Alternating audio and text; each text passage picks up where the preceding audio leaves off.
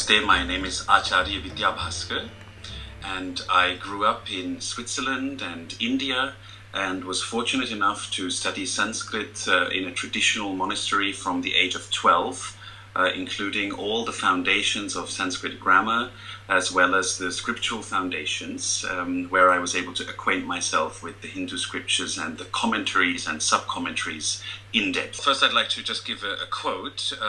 Yo bandhana vadhakleshan praninam nachikirshati sasarvasya hitaprepsu sukhamatyantamashnute. And in paraphrased translation, this means that he who does not seek to inflict any suffering of capture or death upon a living being, such a one is the well-wisher of all and attains perfect happiness. So we're talking about any kind of suffering, whether it is capture or... Okay. So this is the parameter that we are following. Then there is no way that a modern Hindu can see the suffering of cows and of calves and any other animals. But let's focus on cows and calves and then simultaneously be a consumer of the dairy product. That makes no sense. Again, a question of the parameter. So you're a legal person, right? You're a lawyer. So what is the parameter that is set by the Gita? And the parameter is sarva bhuta hite rataha. That people who are on the path of wisdom, so Bhagavan Shri Krishna describes them as sarva bhuta hite rataha, which means literally immersed rataha, sarva bhuta hite, in the well-being of all beings. So not manushya hite rataha. It doesn't say in the well-being of human beings or the well-being of your family or the well-being of your clan or of your society. It says sarva bhuta hite rataha. So if we take that as the parameter, then the Gita statement that ghritam, ghee, is sattvika, is light and is healthy, that statement has to again be seen in a relative context. Because if the consumption of ghee or dairy product leads to the suffering of a being, then obviously which clause, if we were talking about a contract, which clause would apply, right? So we have to ask the question, which one applies? And it's obviously the one where he states immersed in the well-being of all beings. All beings. Right, so that one applies. So we have to think a bit intelligently and not just work on the basis of customs and on the basis of traditions and tastes and likes, because the same argument about hundreds of years of drinking milk also goes for meat. You can say a person that says, well, my family has been eating meat for hundreds of years, therefore I cannot stop eating meat. Well, that's just an idea in the person's head, and that's not something to do with reality. Addressing the priest, I would point out, first of all, scripturally, I would point out that the use of pure water is higher than the use of any other ingredient.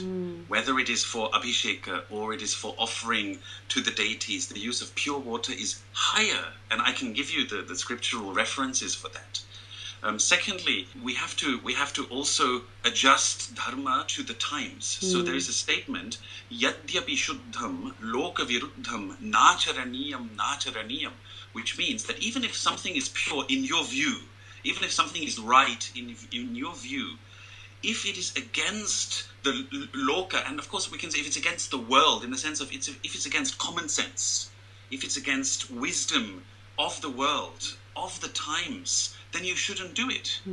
This is a scriptural statement. Use your common sense.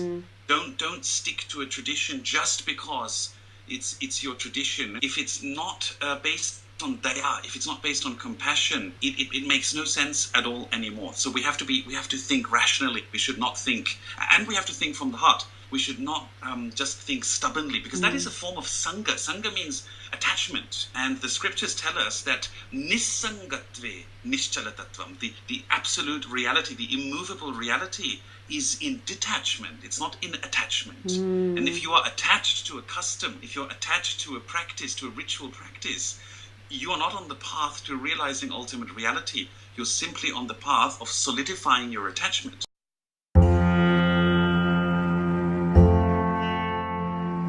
Non-violence, ahimsa, as it is known in Sanskrit, is really, I would say, the central idea of dharma, the principles. Amongst all the principles of dharma, I think it is one single principle, which is the principle of ahimsa, which is the most important principle. We find it expressed, for example, in the Upanishads, Mahimsyat Sarva Bhutani, don't commit violence against any animal, or in the Mahabharata, Ahimsa Paramo Dharma, greatest dharma, Ahimsa Paramam Dharma. It is the greatest form of austerity, it is the greatest form of truth.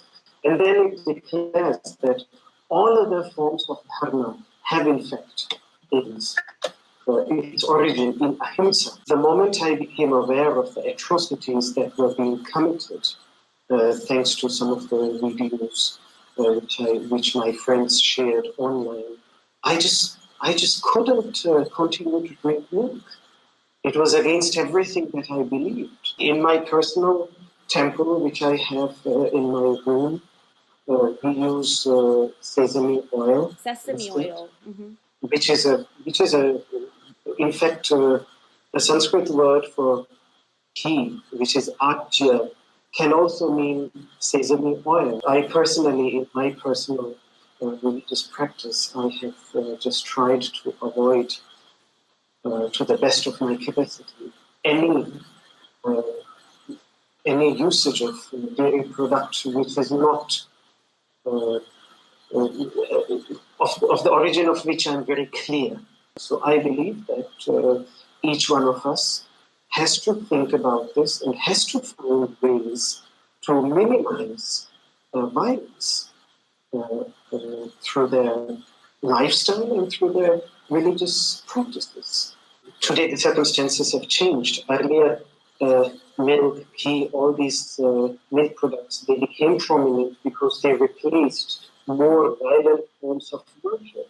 Right. So they were seen as the non-violent form of worship. Okay. So they came into the picture simply because they were less violent. But today, when they have become violent, then we have to take a step further. That's and because ultimately the goal is to perfect our ahimsa. The cow which we are revering as mother, the question that we just have to ask ourselves that, do I want this to happen to my mother? Do I want to support it by consuming the milk and the ghee which is coming as a result of such treatment to my mother?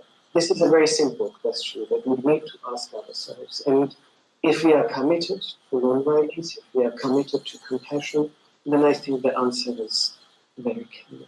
The cows are raped, the calves are slaughtered, the cow is milked by machines, whether it's an organic one or it's not, whatever it is, and then you get the milk that was meant for a calf and you're worried about tallying banknotes. So that was your big wake-up call. That was it. I couldn't hold it back any further. Yeah, and it was just I just caved in. I thought I can't live with this. I am no longer taking milk from the industry, and that was it. I said it before. Now, if I'm prepared to kill the calf to drink the milk, then I should drink it. Okay. And so if you want to drink cow's milk, industrial milk from your shops or whatever, that convenience, you kill the calf. So that's... You abuse the cow. Yeah. You ultimately slaughter the cow as well. Then take the milk. Are you fine with that? No, you're not.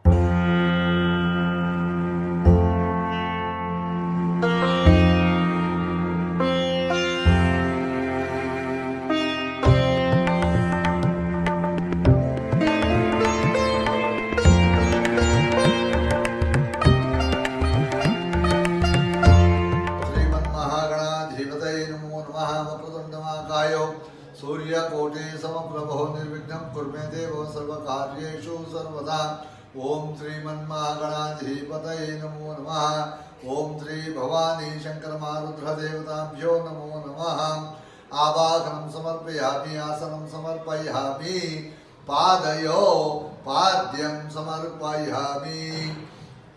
ओम आपोदिष्टा मयोर्भव स्थानमूर्धे धात्नायः महिरणाय यक्षसे योपस्थिवतमोरसः तस्य भाजे उषतिरिव मातरः तस्मा अरंगमामो यक्ष्याय आपो जनिता जनः। शंकर भगवान को ने પહેલાં પાદ્યનો મતલબ જલ છે, જલ બિન પાણી. તો પહેલાં શંકર ભગવાનને જલથી પાણીથી એને અભિષેક કરવો જોઈએ. અને એના પછી પણ અભિષેક પણ જે પૂર્ણ અભિષેક રુદ્રાભિષેક થાય છે શંકર ભગવાનને, અને જલથી થાય તે જલથી કરી શકે છે. અને કોકવાર નારિયેળના પાણીથી પણ શંકર ભગવાનને અભિષેક કરે છે. તો શંકર ભગવાનના તો અભિષેક પ્રિય છે, એટલા માટે આપણે અભિષેક કરવાનું એને બહુ મહત્વ છે. શંકર ભગવાન કી